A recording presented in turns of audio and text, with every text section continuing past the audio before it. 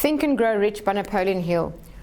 This is probably one of the best personal development books written of all time, hands down. Now, the interesting thing about Think and Grow Rich is that millions of people have read it, but not millions of people have got rich. Why not? So people sometimes think that either the formula of the 13 principles in this book don't work, or they think these principles don't work for me. And they toss it aside, or they just read it through once and they think, well, I've read the book and I don't know.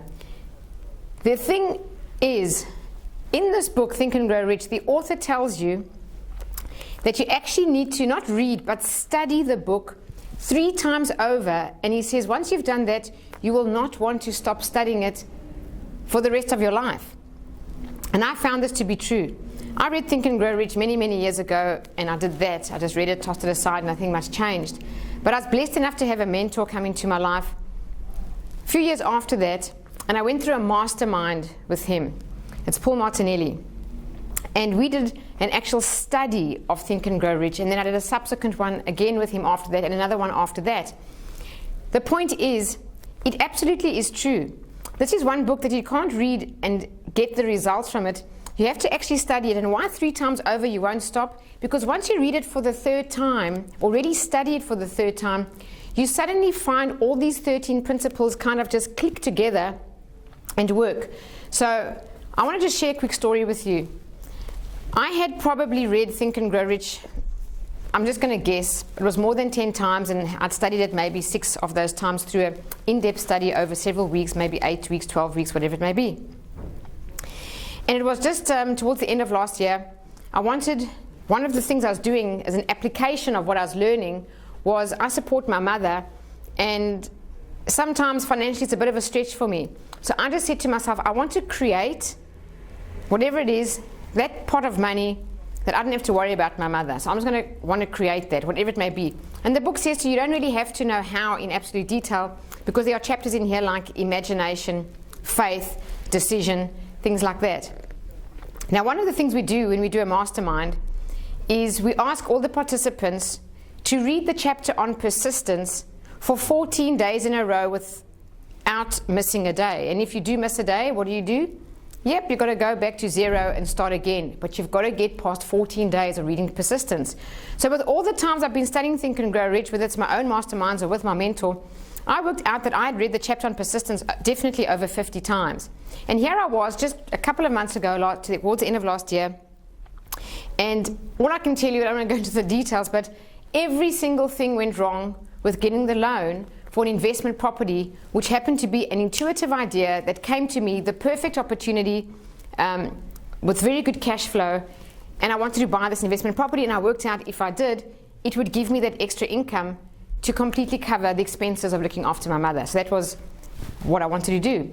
Well, everything went wrong with this loan. It wasn't that I didn't qualify for the loan, I did, but there were mistakes made on the loan documents, on the valuations twice. The banks rejected it. It went to all levels to the regional manager. It couldn't get resolved. And you know, sometimes that feeling, I hear it a lot from clients who say, oh, when things don't flow for me, it's not meant for me, I just kind of let it go. And I think a part of me used to have that mentality. But when you read the chapter on persistence over 50 times, even though I'd read it so many times, something still hadn't quite sunken in. That's why we need to study this book. And it says, in this book, it says, just very simply, in the chapter of persistence, sentences like this.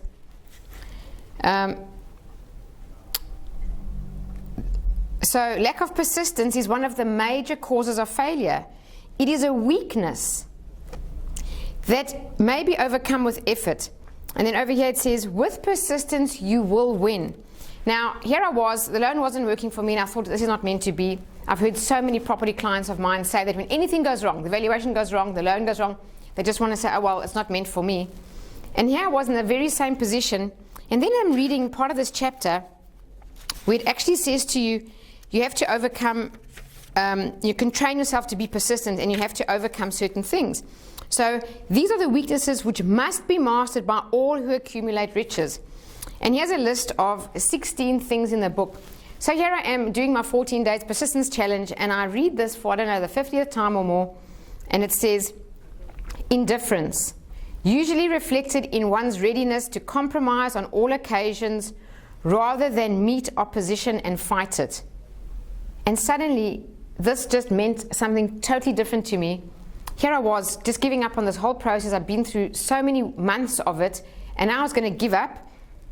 Like, here I was being indifferent, my readiness to compromise on all occasions rather than meet opposition and fight it.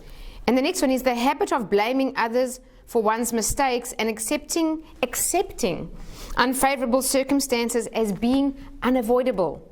Now he says you have to master these. Yes, I could have blamed others.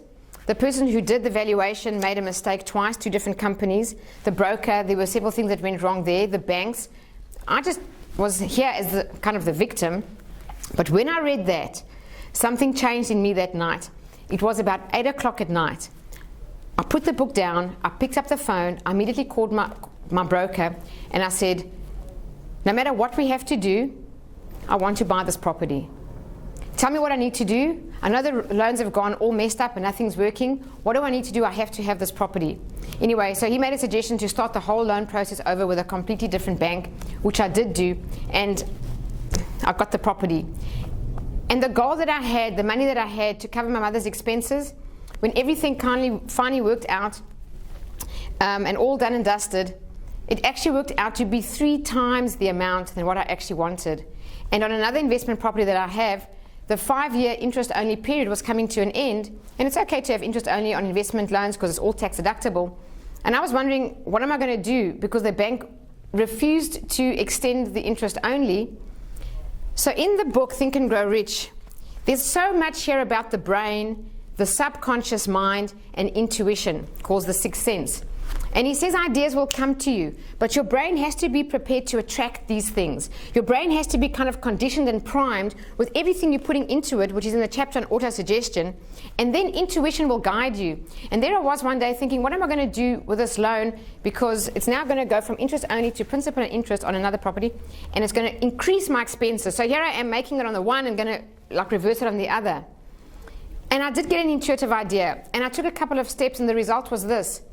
I actually took money in an offset, paid that loan down with the offset amount, spoke to someone in the bank, recast the loan, fixed it at a lower interest rate because they're quite low now, and I ended up saving $600 a month, actually more than that, just over $600 a month, on the interest repayments on that loan.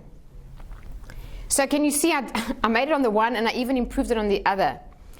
That's how it works with Think and Grow Rich. It's really and truly a book that needs to be studied. So this is something I'm so passionate about. I've seen it change lives. I've seen the effects it's had on my own students and how their lives have improved. I've got some people who've done this with me for 3 times. We're going into the 4th one, which is the one I'm going to start next.